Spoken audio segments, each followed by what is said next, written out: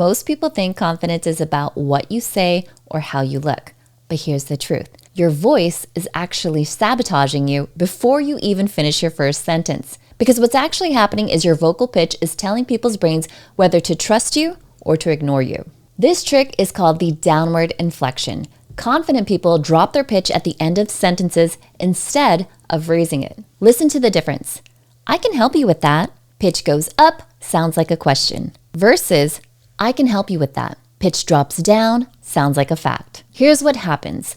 When your pitch rises, it signals uncertainty to their brain. When it drops, it signals authority and confidence. CEOs and leaders naturally do this without even thinking. When I started implementing this in pitches, presentations, and speaking on stages, people immediately started to take notice. So record yourself talking today and listen for that upward inflection. Then practice dropping your pitch at the end. Follow me for more communication and NLP tips just like this.